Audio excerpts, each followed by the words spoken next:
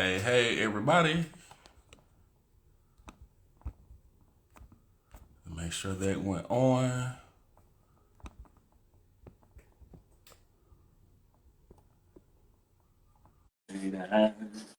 I saw you standing. Howdy, man. Hey, hold on. I'm switching my camera around. There we go. And it may be one of the things where I can't see you, but hopefully everyone else can. Hopefully so, because I can't see you. What? For the guests, But I'm about to cheat. yeah, and that's wild, especially because I'm big on facial expressions and stuff like Well, that. I'm about to pull you up somewhere else and see if I can see you. But I gotta turn. Let me see if I can do it with the. I probably gotta turn the volume all the way down. So y'all can see both of us. What kind of mess? Instagram just be doing whatever This it wants is to do. weird. Okay, well, I can see you on another screen, so I'll be able to. But there's a delay, so there's that. I can hear you, so we'll just treat it like a phone call. So they can, okay, so everybody in the audience, they said they can see both of us. So as long as they can see both of us, all right, cool. And I hopefully you ain't naked, you don't have no negligee or anything that ain't supposed to Nah, be on. I wore a respectable sundress. So well, hold up, no, because sundress season can be problematic for some people. Well, I mean, it's strapless and it's colorful, but you really can't see a lot of it. So I pulled it up so y'all could see it. I mean, but I know you, I know you enough. Uh, gee, yeah, my app is updated because I don't know what it is. It's just Instagram. It plays however it wants to. But anyway, we're not even gonna focus on that. See, okay, so she said you're cute. All right, so I'm just going to imagine, and hopefully when it comes up at the end, I'll be able to see it too. That's the crazy part about it. This is But so anyway, funny. such is life. But anyway, welcome everybody to another episode of Let's Talk About It, where we try to have some educational and entertaining conversations based around our personal experiences with dating, what's good, the bad, whatever, not going into generalizations or anything like that. Again, I'm not a relationship expert. My guests are relationship experts. What we're doing is really just talking about things from our own perspectives and experiences, and hopefully trying to find a middle ground instead of all this men are trash, women are trash, it's pee in the dating pool. All right, how can we clean out the dating pool? What are we going to do to get that better? So, tonight's guest, even though I can't see her, you all can see her, is my old homie from Nashville, Miss Tamika. Hello, everybody. So, Tamika, first off, thank you for joining me. I appreciate you for coming in. You're welcome. Thank you for having me. And I think in the subject I put AKA mermaid. Do you want to tell them why I call you the mermaid? So most people call me either mermaid or mermicorn, which is a combination of a mermaid and a unicorn. Mhm. And that's because I do mermaid entertainment. I am heavily, heavily, heavily into the culture of mermaids, mythical creatures, and all things such. So that's how a lot of people identify me. Uh-huh. And so what was it? I think I saw the pictures of you doing it. Mhm. And then when that filter was really trending on TikTok, it was like every other day. I was like, goodness gracious, another one. And you're like, okay, this is the last one. Okay, hold It on. No, made me so happy. I think I'm gonna go back and do another one, just because. yeah, okay, so I'm putting it back in your head to get back to that. Yes. That is hilarious. But hey, do whatever makes you happy. All right. So having some technical delays where we're going to push through some things, but we're going to start off with the first set of questions that we ask every guest, just to make sure I get a baseline of where you are, what you're doing. So just we'll see how the conversation goes from there. Okay. All right. Perfect. So we're going back to the OG version instead of me reading off the computer. We're going back to the notebook, handy dandy notebook. All right. So first, are you single? Yes.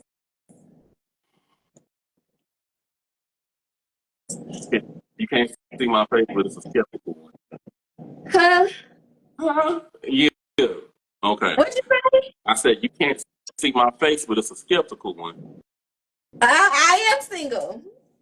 Okay. Is there anyone that does not believe that you're single? Like they think they could make a claim to you. No, they know. Everybody knows I'm single. Okay. Do you want to be in a serious, long-term monogamous relationship? Okay, 2 out of 3, yes. What are the two? I'm sorry. The two are serious, long term. Okay, but not monogamous. No, Okay. Are you actively poly?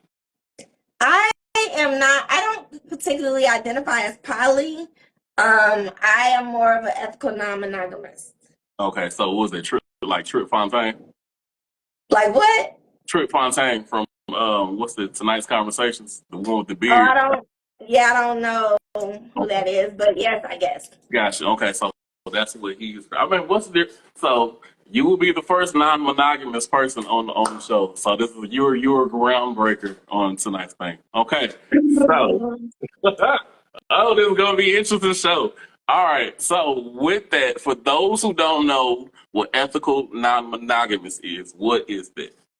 An ethical non-monogamous is someone who um, sustains partnership relationships. They could be marriage, it could be a committed sort of relationship, but they have an allowance for outside activity. And the ethical portion is because you are upfront, honest, and you communicate, and you have rules established between you um, to determine how you're going to navigate what that relationship looks like for the both of you. Mm-hmm. Okay. So with that follow-up question, what would you say from your understanding and your beliefs would be the difference between ethical non-monogamy and poly? Poly is more so that you are having relationships with other people. Ethical non-monogamy is more so just the sex. Gotcha. Okay. Well, so you are in a relationship with somebody, but you can go out and get it in with somebody else, and your core partner is okay. Correct. Is am I? Correct. Okay. That would be ethical non-monogamy. Okay. Gotcha. So I'm with one person, but somebody else catch my eye. Hey, what you doing? Yes, within the terms that you have set up with your partner. Understood. And that goes for both the man and the woman. With it, if this is a heterosexual situation. Correct. Gotcha. Well, both partners will put it like that for open with it. All right, cool. So you will be the first ethical non-monogamous person on. All right, threw me off. All right, next, what is your spiritual life like? Specifically, who is Jesus to you? And I ask this for every guest because whether you're Christian, Muslim, Jew, agnostic, atheist, whatever, Jesus. Everybody has some kind of belief system or not, and especially with Jesus, that is really the determining factor between the different faiths. I believe that Jesus is the Son of God. We're leaving that as that. I'm sorry. I say we're leaving that as that. I do believe that he was died for our sins and all that good stuff and was resurrected. I do believe Okay, it. gotcha. Would you say you were a Christian then, or just you? I would say that I am far less religious than I am spiritual. I went to seminary. I grew up in a very Baptist household and family. So I have a very deep rooted faith, Mm-hmm. but I have also studied other religions, and I believe that the path to God is so vast that um, I don't want to be bound by Christianity, bound by a denomination or something like that. Gotcha. Understood. All right. Again, so, and the purpose of asking these questions, especially these first core questions, is for anytime we're interacting with a partner, we can at least make an educated decision based on core tenets, whether we Absolutely. want to continue to pursue them or not. So, especially for, Absolutely. especially for those who are diehard, no, I'm a diehard Christian. If you're not with that, no. Or if I'm a Jew, hey, you better be a Jew too. Or hey, I'm an atheist and I don't want to be with anybody who, ascribes to any kind of religion or spirituality. You can at least make an educated decision from the first get. All right. So Exactly. that's that one. Are you a parent? I am a parent. I have I have 4 children. Mm-hmm. 3 of them were through marriage. And then I have my son who is 28. Mm-hmm. And I also have 6 grandchildren. So that's the other thing that I normally ask also is what state are you located and how old are you?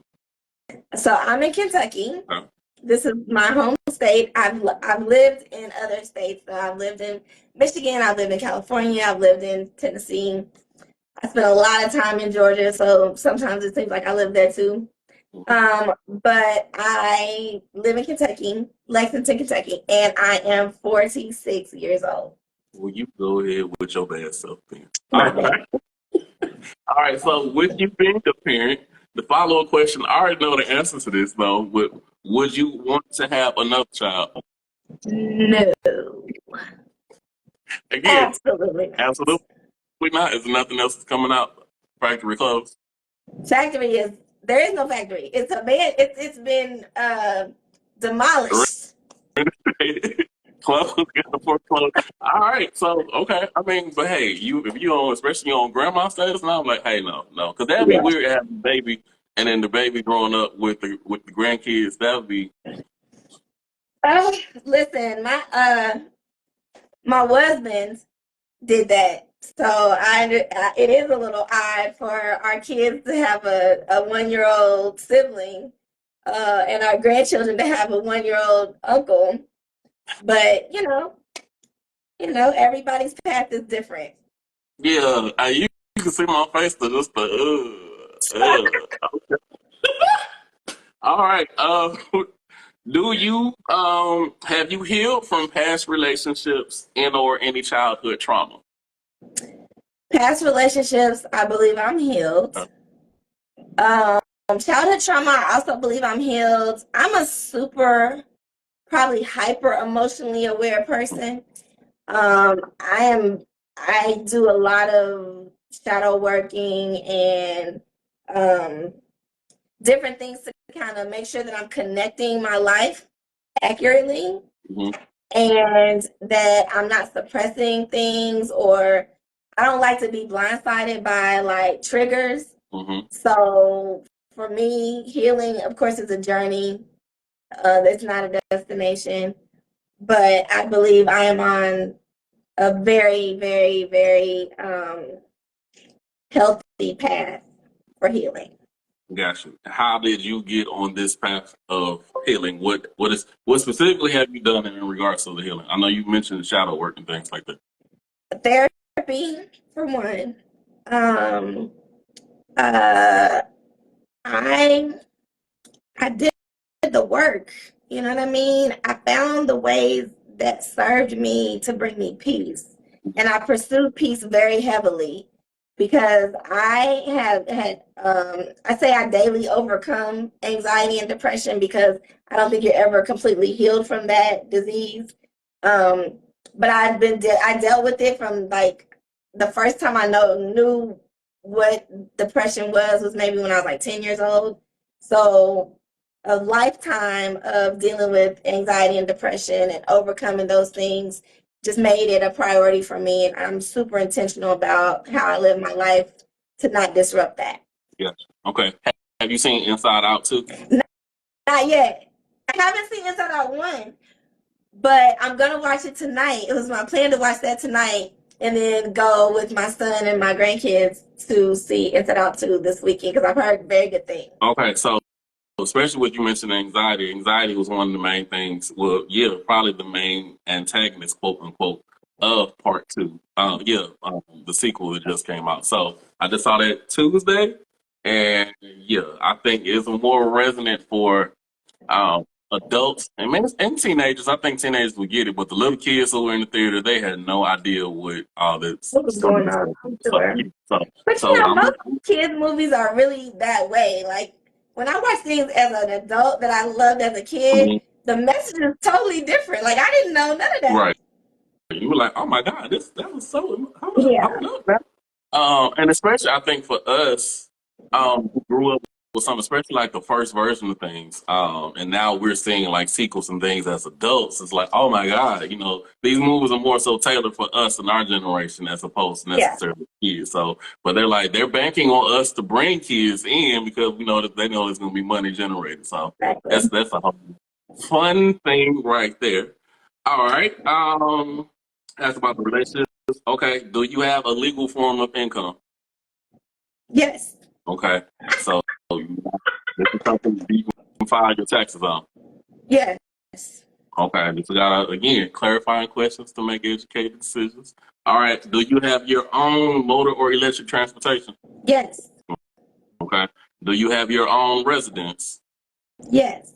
Okay. Because again, so you're not a homosexual. No. But yes. What? What's No, the I am hesitation? not. What's the hesitation with it? Because I often think that I want to put all my stuff in storage and couch surf. Couch surf stuff. That's bad for the back. Well, like guest room surf. Okay, or do because I know it's the trend. It's a trending thing with people doing with the just getting an RV and they just drive around the country, the whole camper thing. I'm not an RV girl. I need walls and things. Okay, and I would like to have running water and electricity. Yes. Also, But I do think like Airbnb, I could like Airbnb my way around the world. You know, a week long here, a week long there, stay with a relative or a friend here. I don't know, like I just don't I'm not tied to just being here. again, free spirits like a mermaid. So we got your little Yeah. area. That's what I'm calling you. And especially we got a black area now. So yeah, we gonna stick with that. All right, and obviously you do have a sense of humor. So all right, cool. So I have a baseline of where I want this conversation to go. One of the other games that we play Okay. that we like to have fun with is I So Boom. So I So Boom is I'm gonna ask you about a scenario in regards to dating, and you're gonna tell us the story of that particular date. And you have to make sure you start off the story with I So Boom. Yeah, Okay, got that's it. that's how the best stories always start when you're talking with your people. All right. Okay. So we're gonna go with the most fun one that a lot of people like hearing. Tell us about a date that was the most frustrating that after it happened, you were like, nah, this person is not going to get a second. There is no second date after this. All right, so boom. You were ready for I it. met this person on social media and they reached out to me via DM. And I was going through a phase where I was like, everybody that asked me on a date, I'm going. Okay. Because I was trying to get out of my own way and like trying to expand outside of the type of person that I wanted. Mhm. So I was like, you know what? You throw enough spaghetti at a wall, something's gonna stick, right? Okay. I'm so proud of myself. Almost cut. Okay. So, so I went on the date with this guy. He was not at all physically my type because of his height and his girth. He was a tiny kind of guy. And he had already got on my nerves a little bit in the DM conversation, but again, I was trying to get over myself and, meet him in person. Like maybe he was just nervous, whatever. It was really cold when we went on this date. He had made it seem like he had a plan, like he knew what we were gonna do, whatever. Mhm. But when picks me up, he's like, "So what do you want to do?" And I was like, "What do you mean? What do I want to do?" So that was already on my list. Right. I did not have a coat because I don't really like wearing coats, but I had a sweater on and some jeans or something. Mm-hmm. But again, it was cold. So keep this in mind. Mm-hmm. He's like, let's go to Topgolf. Well, I've never been to Topgolf before. So I'm like, okay, that sounds fun. I did not know that Topgolf was outside. Mm-hmm. Why would you take me somewhere outside when I don't got no coat on and it's cold outside? And even though I have a sweater on, like you're not thinking like so in my mind like this. I'm over it all. I'm like, why am I even here? So he made I'm not an affectionate person, and so I don't really like to just be randomly touched. What? It's just okay. You can't see my face either, but I mean, anyway, back to the story. So he kept touching me, like he would touch my arm or like, and I'm already irritated by him. So not only do I not like to be touched in general, but by somebody that's already irritating me, it's already a problem. Right. So I was just like, you know what? I don't think that we got off on the right foot. I really want to discontinue our time together. And he was like, well, why? You know, and I was like, well, and I listed the reasons. And he still was like, well, maybe you'll give maybe later you'll give me another chance later, like another day. Like, can we try again tomorrow? And I was like, no, I don't want to waste your time or my time. So yeah, so I knew mid-date that he wasn't going to get another date. I was irritated. Okay. What about with the touching? Because skin stuff or just touching, that's like it brings heat. So he was bringing kinetic energy from his body to your body. I'm gonna go with no. That's No, not what we're doing. Okay. that's fine. No. Yes. Okay. So even with so you were trying to also push past he's not necessarily what you would necessarily be physically attracted to, correct? Yes. Okay. From your experience, has that typically worked for you, like to get beyond the typical type? Hey, I know I like X, Y, Z, but I'm gonna try to go with something outside of this, specifically physically. Well, Or is it something like, hey, I tried it. No, this. I gotta stick with what I like. well, so I was married for a long time, Okay. and there was a lot about my ex-husband that wasn't my physical type. Now he's universally fine. I don't know anyone that would look at him and say that this man is not fine. Okay. Okay. Think Boris Kojo, you know what I mean? Boris Kojo got a big forehead, though. I'm sorry, what'd you say? Boris Kojo has a big forehead, though. Well, he's bald. I mean, hey, is it hold up now? Maybe. Hey. Don't well, my ex-husband is more gorgeous than Boris Kojo. Okay, I got you. So, so he wasn't physically my type all the way around, but our emotional connection and our friendship was great enough. And so I like to give people, I like energy of people. I like, the attraction of the whole person is more important to me than saying someone is physically this or that. Now, I do have a preference for a certain thing, and that thing is I would like them to be taller than me. I'm 5'7". I've always dated guys that were taller than 6 feet. I've given some chances to the 5'10" and above. You know what I mean? No, you see my face, the look of disgust, because I'm 5'11". So again, look, man, just because God didn't give us that 1 inch, like we automatically disqualify. So I'm saying I have given chances to the 5'10" and above, and that's perfectly fine. I just want to be taller than me. That's it. I would also I also have a preference to not be able to fit his jeans. Wait, what? Like I'm not a big girl. You know what I mean? So, but I would like a man who's bigger than me too. That's it. Okay. So no skinny jeans. No what? No skinny jeans for him. I mean, no, he can wear skinny jeans, but I don't want to be able to fit them. Okay. I hear you. Go ahead. I prefer men that are bald. Okay. And with facial hair. I think it's weird when Black men don't have facial hair. Okay. So, yeah. Unless they're in the military or they're a firefighter. Because if I'm not mistaken, police officers can have facial hair. I'm not So sure. I know it's police officer in the chat. So police officer in the chat, you can answer that question. right. Otherwise, my type is, gainfully employed, whether it be through entrepreneurship or other, just gainfully, legally. Okay. I Um, sit up and just make sure what you mean by gainfully. Again, is it something that we can get taxes on? right. Mhm. Gainfully and legally. Okay.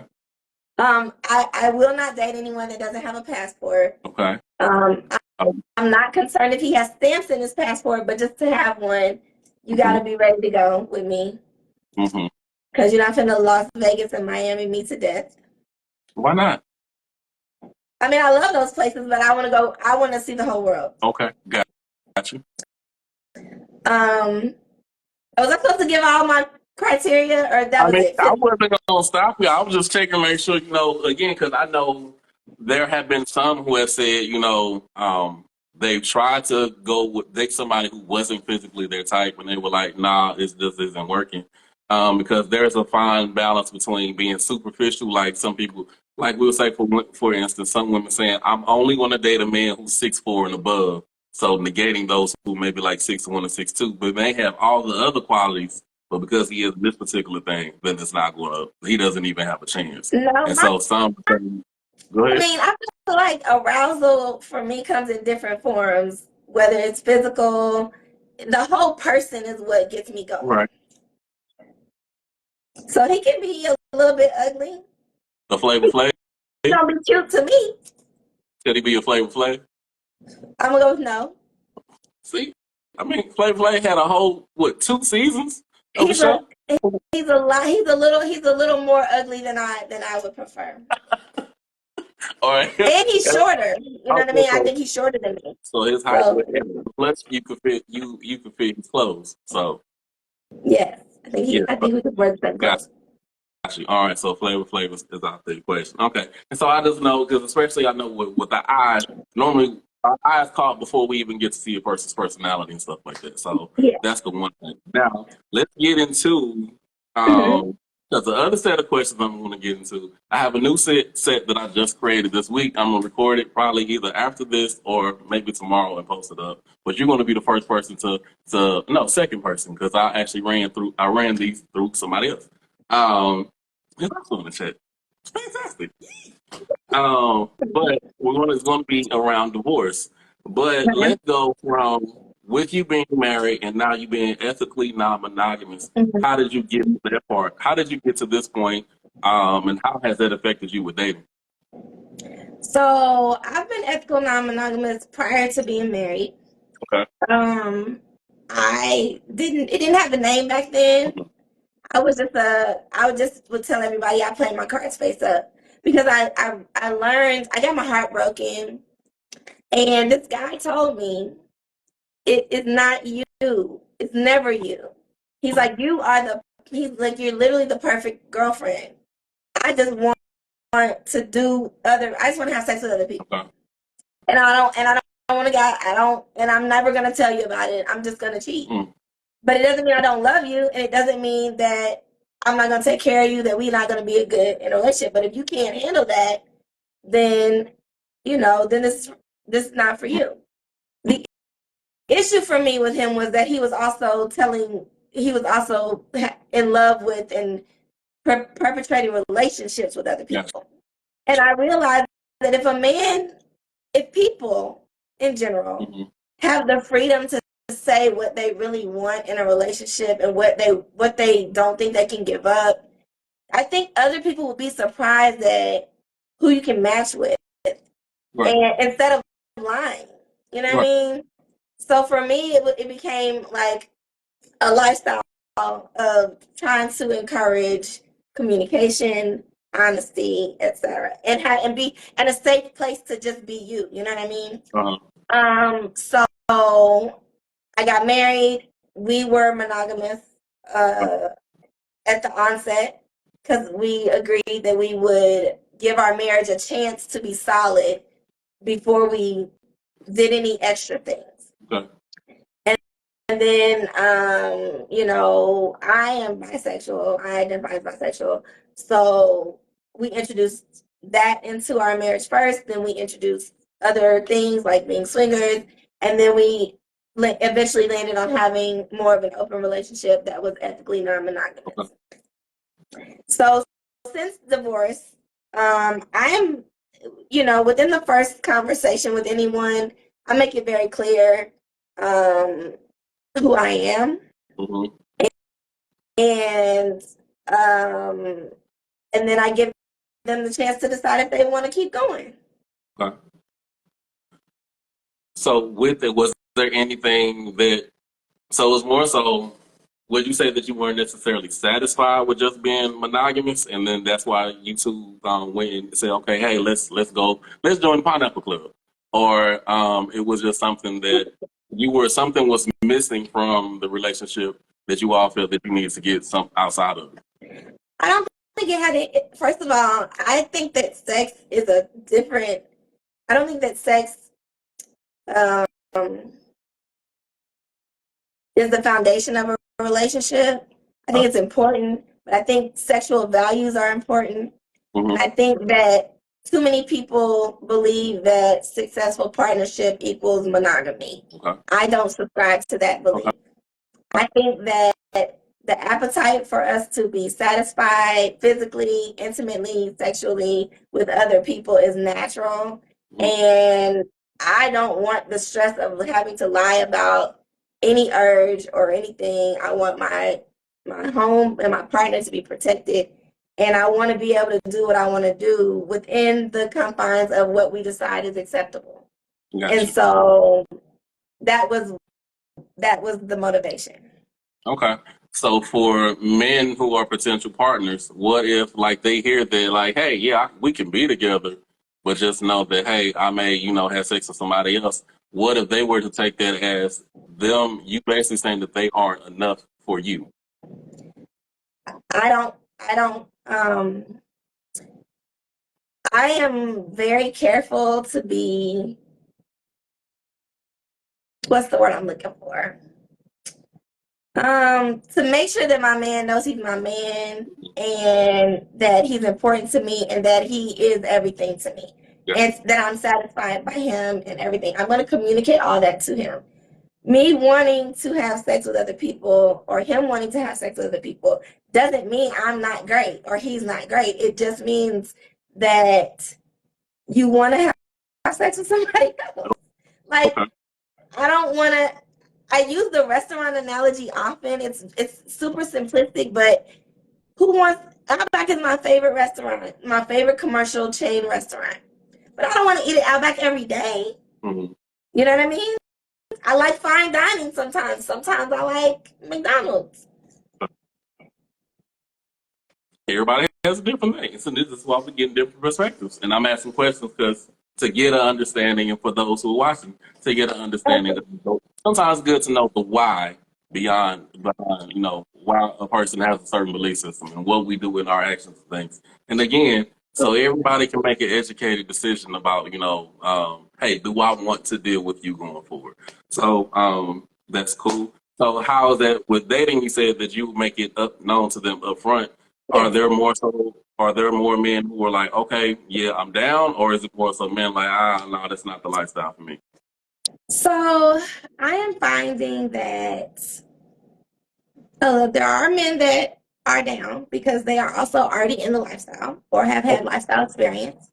And may I press pause real quick? Because I know you said that you were bi also, so I will also make sure I expand it to if you were even looking for the primary partner to be a woman. So for a potential partner for you, let's phrase it that way.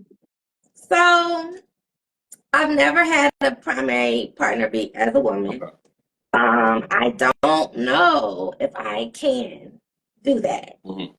I feel like I want to try maybe one day, but I yield more toward men because I'm not a traditional woman, but I do have some more traditional things like the strength of a man and the authority of a man and the comfort and just the body and I don't know that I would want to sleep next to for extended periods of time a body like mine. Gotcha. But not just the body, but the whole thing that comes with the man. Like there's a necessity for men and women to be together, and I do subscribe to that. Gotcha. Okay. So primary partners men would can go both ways. All right. So back to the core question: How have men primarily been responding to that being your lifestyle? They're curious. A lot. The men that are not already in the lifestyle, have not already experienced the lifestyle, are curious. I think they're curious sexually because I don't know a lot of men that would turn down a threesome if it's offered to them or whatever. But then there are some men that are like, you know what, that's good for the girl that I'm cool with, but it ain't good for the girl that I want in my life as my partner. And I respect that. It's your preference. I think it's hypocritical, but I respect it. So I don't try to dwell on who's not for me. I just keep being me. Gotcha. I'm just gonna show up as me. You know what I mean? Understood. Okay. And then it also goes. Somebody asked the question. You want to go ahead? Somebody asked if I would not cohabitate with a primary partner. No, I would absolutely cohabitate with a primary partner. I just would not want that primary partner to be a woman. I already know where you were going. I got you. So with that, and I also know you were talking about being free and traveling the passport. So, like, what if the guy is in the process of getting a passport? That's acceptable. Okay. That's acceptable. And a lot of places now aren't even stamping passports either. Well, I don't care about the stamps. I care that you can go these places. Gotcha. Okay. So, with you traveling, because if anyone else follows you, well, I'll give a heads up. On her platform, Tamika recently traveled basically out a lot, right through Asia and Africa. Visited how many countries did you go to? I went to 5 countries. Okay. 10 and go ahead. 10 cities. Gotcha. So 5 countries, 10 different cities. With you traveling as much with the free spirit thing, is that something that you really done more so for you just to occupy yourself, or what is the story behind that? So one of my really great friends is the owner and founder of a company called Worst Behavior Tour. She's been in business for 10 years, and I have been helping her along the way, hosting parties, attending events, and things like that. And last year, I had a stroke, and I wasn't working. So she needed some help, and I needed something to do. So I just joined her as her assistant, and that has afforded me the opportunity to travel all over the world. Gotcha. And to host other people traveling that want to travel all over the world. Gotcha. And the reason I asked that because I know, after my divorce, that's one of the things that I started focusing on too, because I hadn't done that before. So I hadn't got my passport until I think 2019, 2020. So when I did my first international trip, it was literally right before COVID hit and before the world shut down. But that was one of the things that I had decided for myself, hey, I want to get out and experience the world more. And now be like, okay, one day I'm going to go to this. One day I'm going to do X, Y, Z. Why can't one day be today? Why can't they be tomorrow? Put a date on it. So that was one of the things that I did for myself. And it was one of those things I also focused on, whether I was in a relationship or not. Yeah, having a vacation would be nice, but you not being with somebody doesn't stop you enjoying life and focusing on that, focusing on yourself. So I was wondering, was that some of the story behind you doing that or not also? No, it was kind of because I when I got divorced, well, before I even got divorced, I left the marriage. I left Detroit and moved to Tennessee and took on my dream job. Or so I thought it was my dream job. It was a great dream job. But I needed to get away. I needed to change up my life drastically and step out and do some stuff. Like you said, why am I waiting to live or to try things or to pursue my dreams? Let's just start now. Gotcha. Okay. And so now going to the divorce, this is going to be, again, this is the new set of questions, like I said, that I'll be posting. afterwards. Some of these you've already given the answer to, but I'm still going to go through the full list just to make sure for those who are watching and will watch this, they can answer accordingly also before I post it fully. So, first, is your divorce final, or are you just separated at the moment? Final divorce. Gotcha.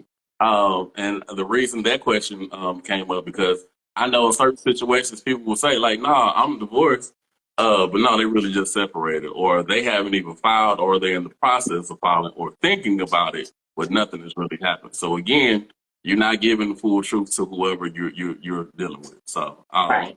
okay, if finalized, would you be able to provide proof of the paperwork if requested? Yes. Right. And that came up because I actually had somebody that I dated back in Nashville. She was like, "No, I need to see the papers," and I didn't even get offended or anything with it. I was like, "All right, cool." Yeah, Listen, I have a life story about somebody that was not divorced and proposed. were they African or Caribbean? No, they was just regular old black. What? Just want to say regular old black. And no offense to the Caribbean and African people, it's just be so many different stories. Trust me, I know some who are regular old black too, who like, "Yo, what are you doing?" Like, you got two families across the city. So, okay, but no, and that whole catfish story that I told on here, she was married the whole time too. So, hey, I get it. This is again why we ask these questions. Yep. But I want to hear that story a little bit. Go ahead with it. No, we'll tell you later. I'll tell you later. You said okay, all right. Because I'm intrigued, and probably other people are intrigued too. But I'll go for it. How long ago has the divorce been final? 2020, 4 years. Got you. Okay, and the reason I asked that because again, making educated decisions about people, you want to know is it something that happened 10 years ago, or it just got finalized last week. There's different levels to that. Outside of co-parenting, do you and your ex actively communicate? I wouldn't say actively, but we do communicate from time to time. Like we're friends. I mean, there's nothing romantic or residual about our communication. I'll put it that way. Gotcha. Okay. And the story behind that question is because I know some people, if they're dating somebody who is divorced and they're still actively talking to that person, especially if the kids are in the picture, they want to know, okay, hold up, is there any still chance of this? Or is that really a closed door before I step up to the plate? The door is sealed. Right. Okay.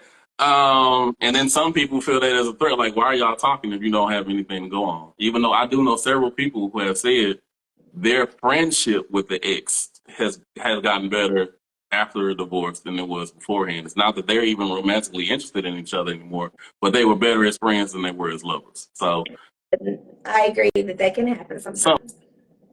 Sometimes. Okay. Do you and your ex have a positive, neutral, or contentious relationship? Positively neutral on the positive side. Explain it.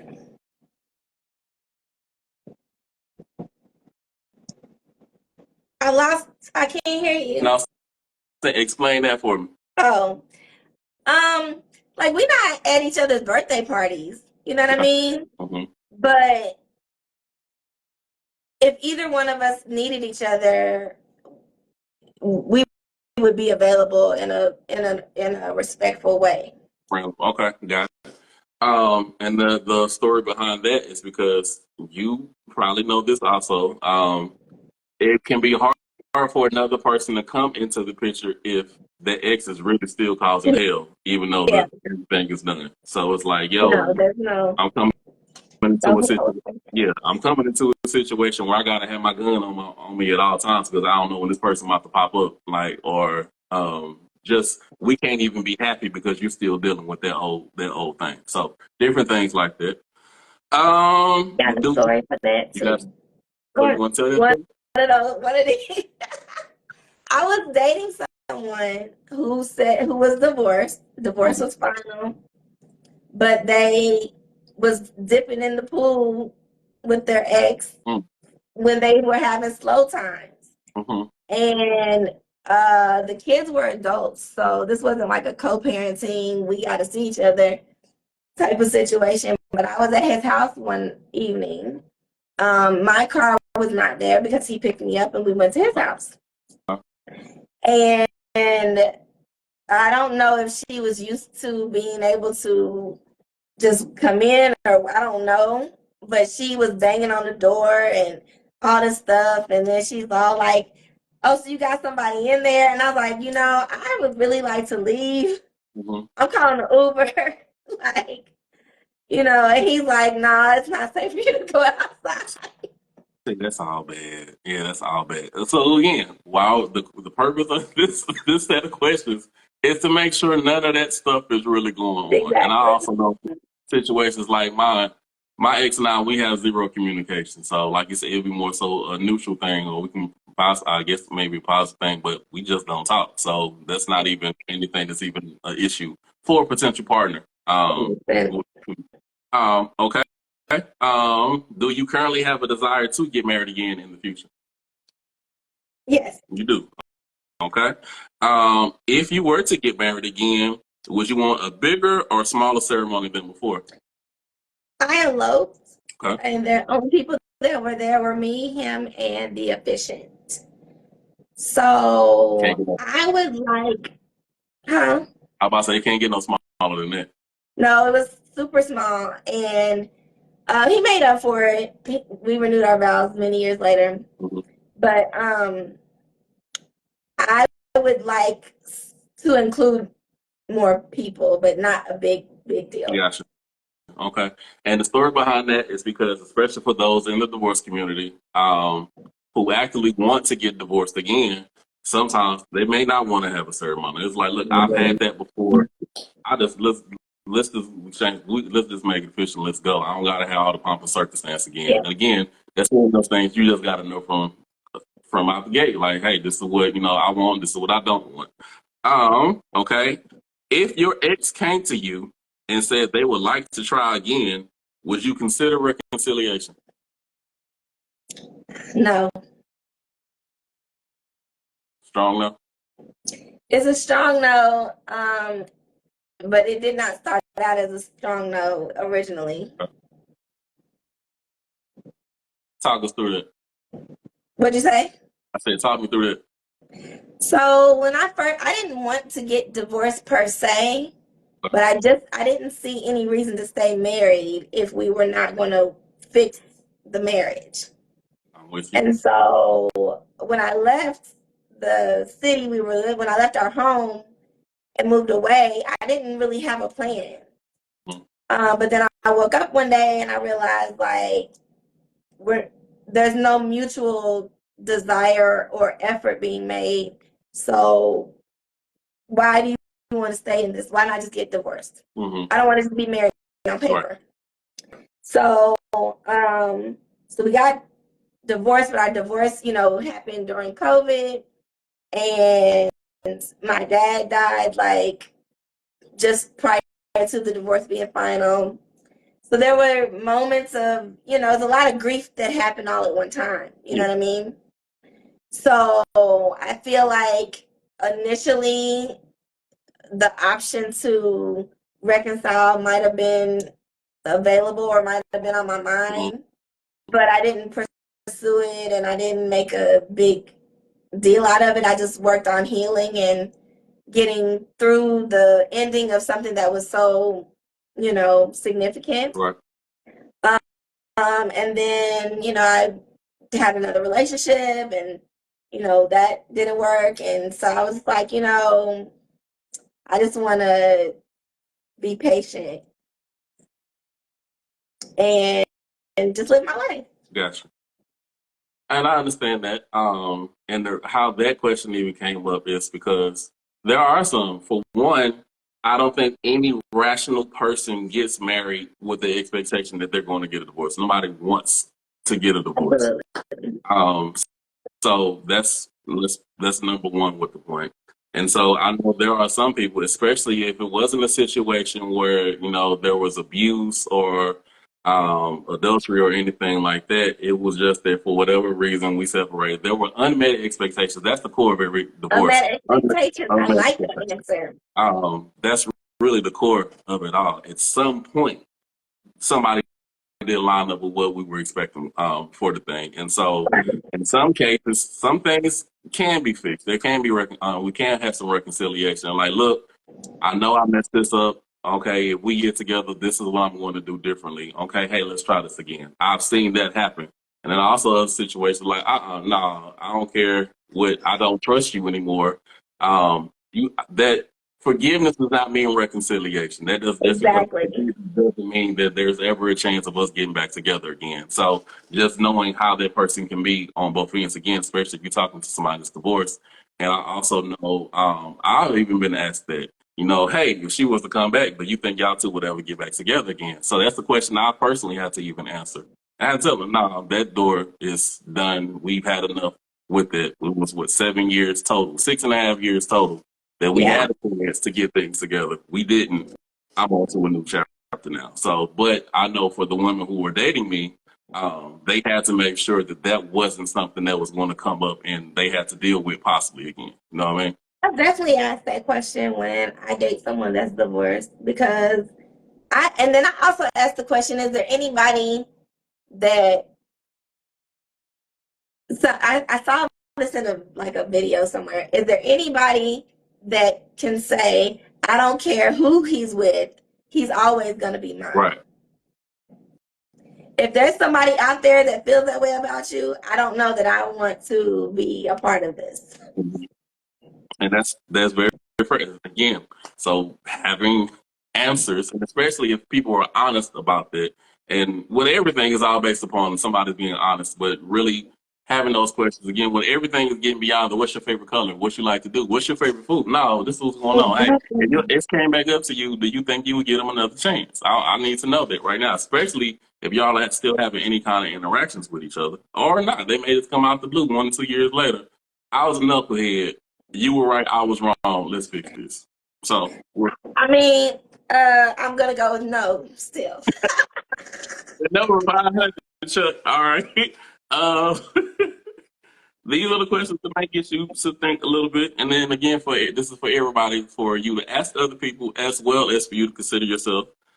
Without saying not marry my ex, what are 1 to 2 things you think you could have done differently in your marriage? I could have expressed appreciation more often. Okay. I could have so something that I'll never do in another relationship is raise my voice and argue. Okay. I did a lot of raising my voice, and I feel like that contributed greatly to their inability to be safe with me. And when I matured and I understood what I was doing to him, he had already checked out. Okay. So, and I mean, there were other reasons that he checked out that didn't have nothing to do with me, Right. but not to minimize my impact on him or my responsibility in the divorce, because it was definitely a mutual situation. Yeah. I wouldn't raise my voice. I would communicate differently. Mm-hmm. I would express my appreciation more, and I would prioritize. I always said in my marriage, like, if I ever have to choose between you being my friend or being my husband, I'm going to choose you being my friend. Because husbands are expendable, but best friends are not. You don't break up with your best friend. Mm-hmm. So for me, I won't ever make that an unsafe thing for him to say that I'm his best friend. Yeah. Like, I feel like yeah. Yeah, go ahead. I didn't mean to cut you out. No. That's what I was like trying to get out. Gotcha. Okay. So with that, because I really like you talking about, women creating that safe space also, because I think a lot of the dialogue is about, men creating that safe space, so women can, have that sensitive side of walking their femininity and all of that. So, how do you, from your experience and with your attention with dating now, how do you create that safe space now? I am not a aggressive listener. Is that the word? I'm not a passive listener. Okay. I try to be an intentional listener, which means that I'm not listening to you speak to respond to you. I want to understand you. Mm-hmm. So I want to encourage you to talk to me. So if I ask questions, I'm trying to understand. If I'm listening intently and I'm, applying what I'm hearing and understanding and learning, then it fosters safety. Mm-hmm. Um, I also have learned to allow myself to be more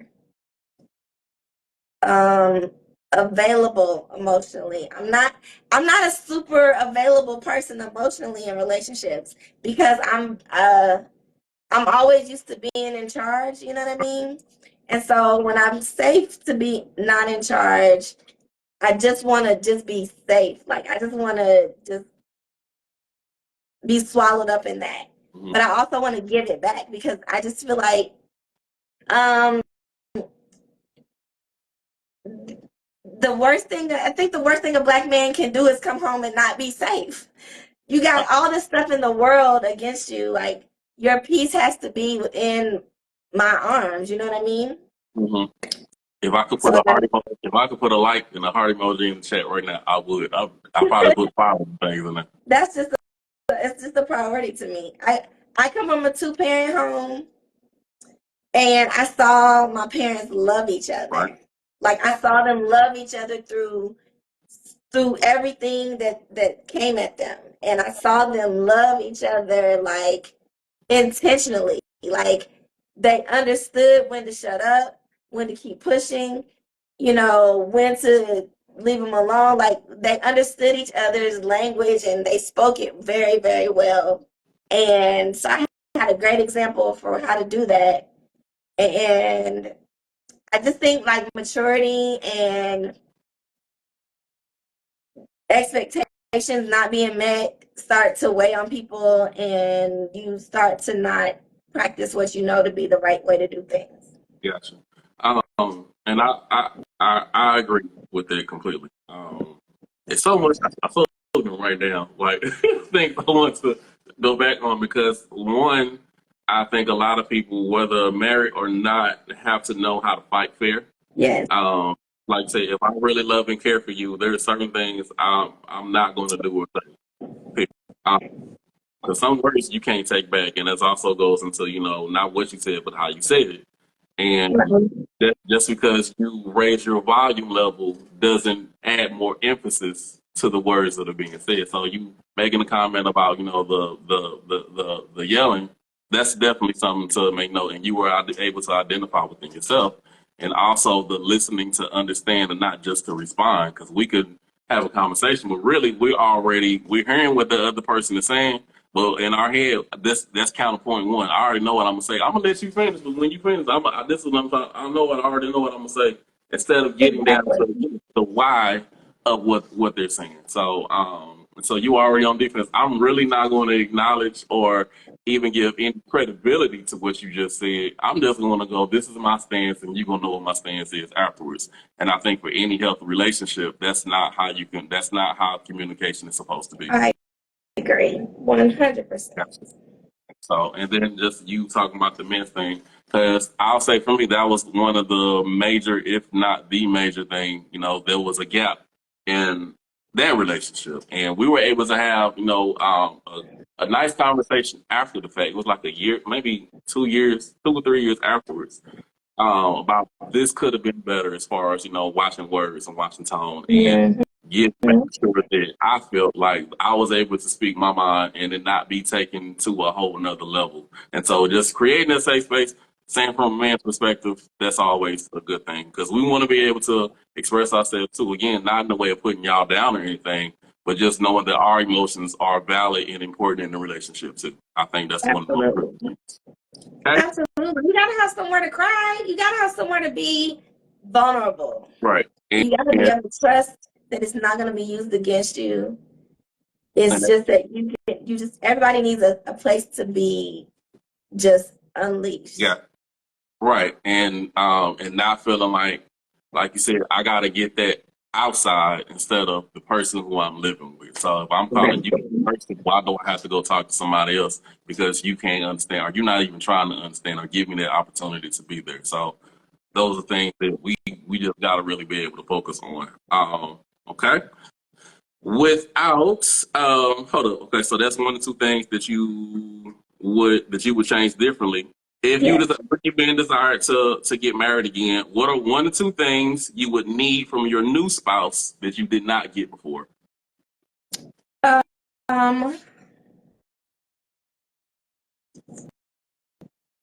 need my spouse to be my biggest cheerleader. Like, support me 10 toes down, listen to my hopes and dreams, and support me and push me towards them. Mm-hmm. And I need my future spouse to do, well, I need him to do all the things right that my last one did, because it wasn't all bad. Right. No, so that's actually the next question. But I also need for him to be my best friend. Okay. As it should be. All right. And so now go ahead and to the next question, which is the last question. With you wanting to get married again, what are one or two things that you would need from your new spouse that you did get from your previous ex? So I work in finance. I don't want to manage the books at home. I don't want to. Mm-hmm. It's what I do for a living. I've done it for 20 something years. I don't want to do it at home. It's like beautician don't want to do her own hair. I don't want to do the books at home. Understood. I will consult. I will, consult. I will participate, but I just don't want to be the one that's in charge of the family budget. Yeah. The other thing that I got that was great, I don't want to do the boy stuff. What is boy stuff?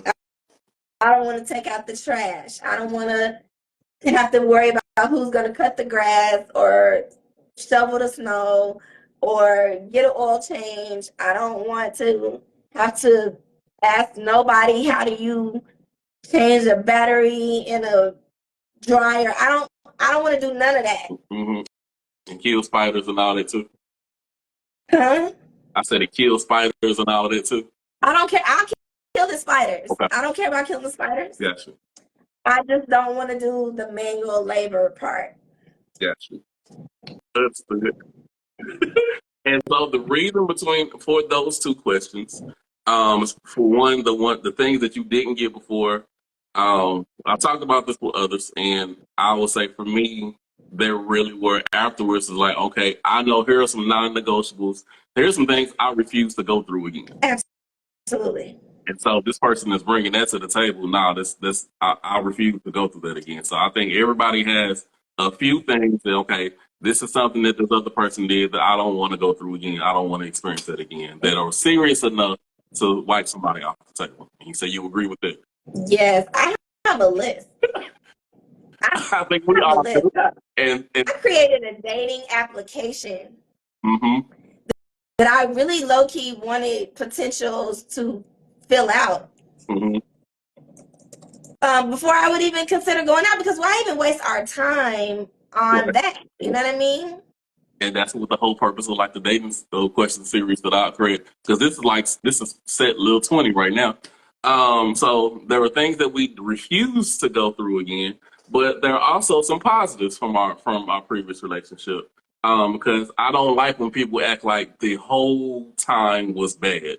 Because in my head, that means that why did you say yes to them in the first place if there was nothing good about them at all?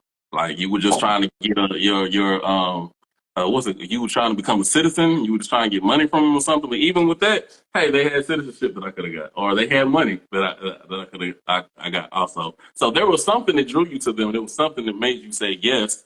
And some of those things, hey, yes, I want my next partner to continue that trend of positivity. So Yeah. there were things we don't want to deal with, and there are things that we also wouldn't want to have again. Yes.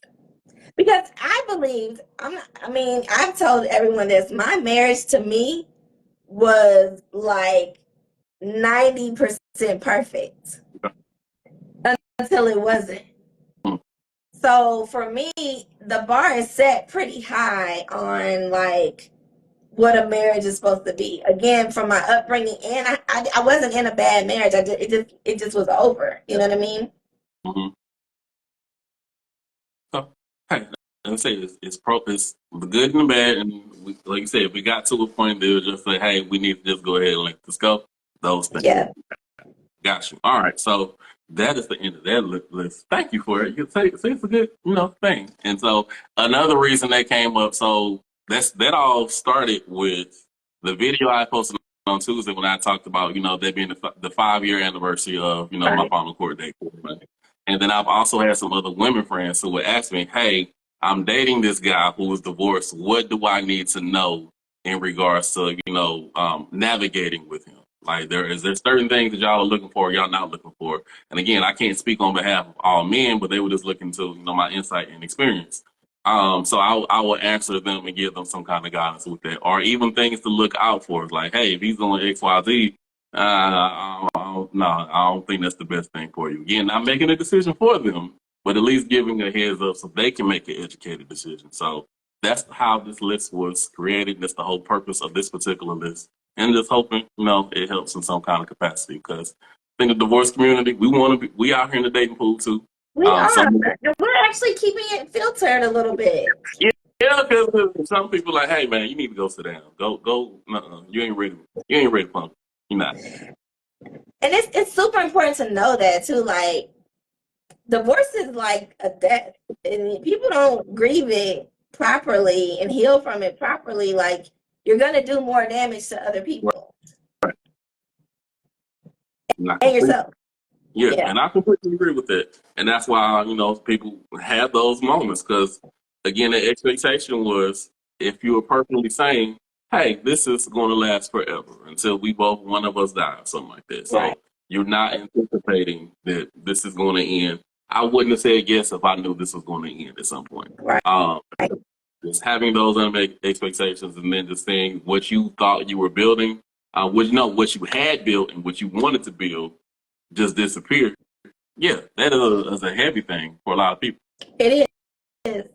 Because, for me, we even declared we have a divorce is not an option marriage. You better take your butt downstairs and go to bed, you know what I mean? But even the best intentions sometimes, people neglect to realize that marriage is a living thing. You don't just get married and that's it. The work begins and it's a steady lifestyle of intention. You have to pour into it continuously. You got to weed things out continuously. You got to be prepared for when the kids grow up and leave. You got to reconnect continually. Like it's not just we fell in love and now we're happily ever after. You got to keep pruning the line for it to be reproduce ever after. You know what I'm trying to say? And I completely agree because especially with the point that you just made about okay, when the kids go out, what do we want to do? Because I know some people who have said they're better as parents than they are as partners, and so like they're really just going through the motions of staying together just for the sake of the kids. But when those kids are gone, what's going to happen? Because being older. Mm-hmm. Being older, it's like the older you get, the more you get kind of set in your ways, the more it's difficult to compromise or to even want to share your space or your life with somebody. Mm-hmm. And it's just like you got to be mindful of that as well in this dating pool. Because like nobody wants to just rush off and get married or whatever. but a partner at any age is a value. Mm-hmm. I completely agree. I'm with you on that because again, we're not just trying to be with no any and everybody. So that's what we're trying to ask those qualifying questions so we can see, hey, is this something that's going to roll? And do you even want to go down that particular path? Because that's going to be a deciding factor with things also. So I also always ask the other part of an ISO bone. So in the beginning, we got the bad. So let's hear a good. So a situation where it was a great date and you were like, you know what? Yeah, this could go somewhere.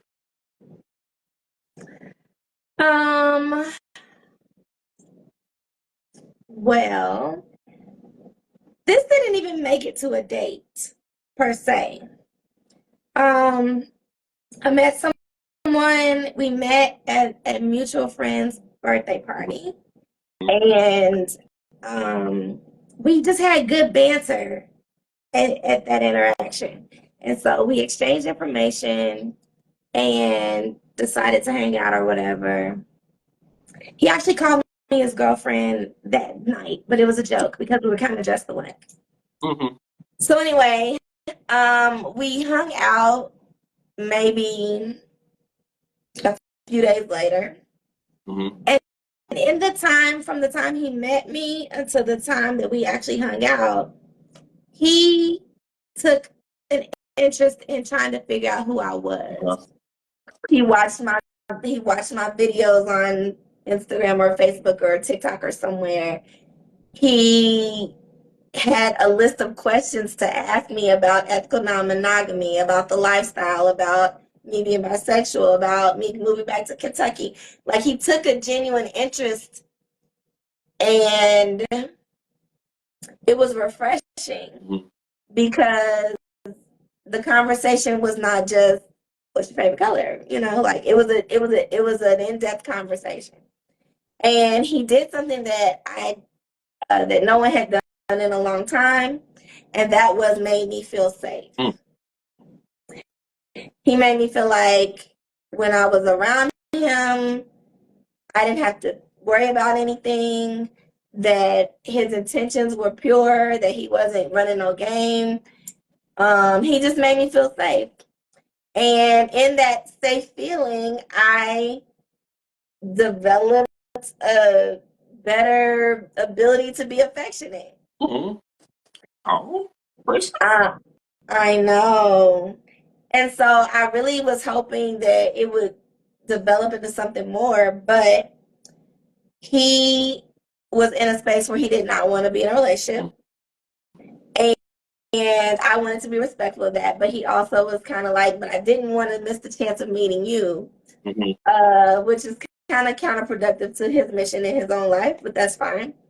And then him not really having been exposed to or have any understanding of the lifestyle and stuff like that, or ethical non-monogamy or whatever, he would prefer a more conservative mindset or lifestyle, and that's understandable too. Right. So, I mean, it is what it is. Gotcha. Okay, because that was going to be my follow up. So what happened? Because a lot of this past tense is not, they were still active, but you were able to, again, he was able to make an educated decision. It was like, okay, hey, I like you. I like what I know about you, but this isn't what I want long term. So you were able to move forward with that way. Well, so go ahead. I mean, it took a while to get to that point. Gotcha. Because, sometimes your actions may not line up with your words. So if you're still pursuing and you're still actively, you know what I mean, spending time and stuff like that, it's kind of hard to detach, right? But I had to make a decision that, like, I don't want anyone reconciling their own beliefs to be with me. Gotcha. Because it ends up being a resentful situation. It ends up being, people's expectations not being met. So in the end, as much as the connection was so strong, just gotta make room for a new, stronger connection, I guess. Right. And that goes and that's what we talk about, the whole like chemistry and compatibility thing. So Mhm. awesome chemistry, but the compatibility part is like, hold up, we on two different wavelengths. Yeah. And I understand the frustration from experience and also just from conversations. Also, it's like, if you know you don't want to be with me, why are you still talking to me? Especially, you're giving hints that you want more than just a friendship. And so, for you, how was that, and how do you handle those particular situations? So, the first thing on any woman's mind is the battle with being enough. Mm. You know what I mean? The battle with being good enough, with being enough. And I know I'm enough. I'm a lot. Mm-hmm. And I have resolved a long time ago that good people can just not be the good people for each other. Right. So while it's disappointing and a little heartbreaking, in the end, I don't want to dim my light to fit somebody else's idea of what they want. Either you're gonna grow your mindset, or you're gonna align with somebody more perfectly. Mm-hmm. But it's okay if we're not aligned and we still have chemistry. It just is what it is. Right.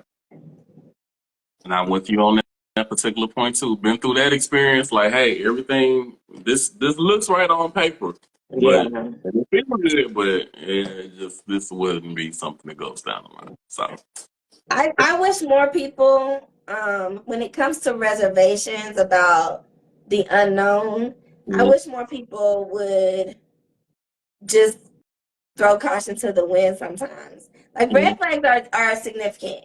I did a post on a video about, listen to the red flags and stuff like that. They definitely are significant. They are definitely relevant and valid.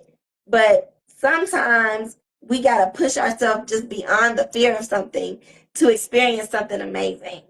right. And I know it's a gamble with the matters of the heart, but sometimes I think those are the best, those are the best lives that you have yet to live. Right, and I agree with that concept too, because yeah, I'm big on, again, from experience. If you see a red flag, pay attention to that red flag instead of assuming, Mhm. oh no, that's just a temporary thing. Oh, they ain't meaning like that. No, no, they did. They're showing you who they really are. Yeah. Believe them. So Yeah. I'm big on the red flag aspect, but I'm also on the. I agree with you on the part with when we can allow hypotheticals and fears paralyze us from actually pursuing. Yeah. And so then we have those what ifs because you didn't take that particular chance. So it's one thing to do it and see whether it's a good, it is a positive or negative. You can at least say, I tried and I learned from this particular experience. So then that you can navigate going forward.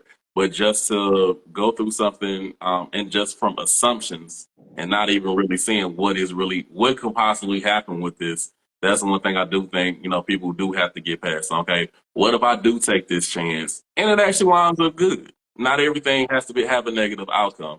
As long as again, it's an educated decision and you being honest with things from both sides, and then you're able to move forward going that way.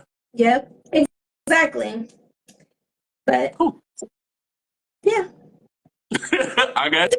So I've held you for way longer than I normally do. I do thank you for joining me on this. For those who don't know, Tamika is one of the first friends I made when I was in Nashville after my divorce, because I was in a new city with people I didn't know barely anybody in the city. So we met in one of the social groups. I had put a thing in, said I was going to the art museum, Frisk. So other people, if they wanted to join me, they can join me. She's the only person who showed up. And so we've been rocking together since then. So this is how I know Tamika. So I appreciate you for that. I appreciate your friendship. Now, one of the other things I get for all my guests is some time at the end. Is there anything that you want to promote, your platform or anything before we dismiss? Absolutely. So, I'm Tamika, Miss Tamika Lang on all social media, Facebook, TikTok, Instagram, and I promote positivity. I post kind of motivational messages. I travel and I post all my travel reviews. And I am part of the best travel group in the world, Worst Behavior Tour. And we are somewhere different every month of the year. So if you like to travel and you like to be free spirited and get to know people, maybe check that out too. Gotcha. All right, so she's giving y'all the credentials again. I'll be posting this. Hopefully, Instagram lets me post this up because it was another one I did with one of my other friends in Nashville. I was not able to post it. I don't know why. No, But it has to be posted. Instagram don't mess up. yeah, I hope not either. Because again, this is all about education and entertainment and just seeing things from different perspectives. So again, thank you for you being you. Thank you for all for watching this time. And I just hope that, something was said that may help you out in your dating adventure. So till next time, again, 2 weeks from now, I'll holler at y'all. If you know any men who want to be on the show, please reach out to me. I'm trying to get some more men on the show, get some more male perspectives, and we just go from there. So, all right, thank you all for watching. Good night. Bye. Thank you. Not a problem.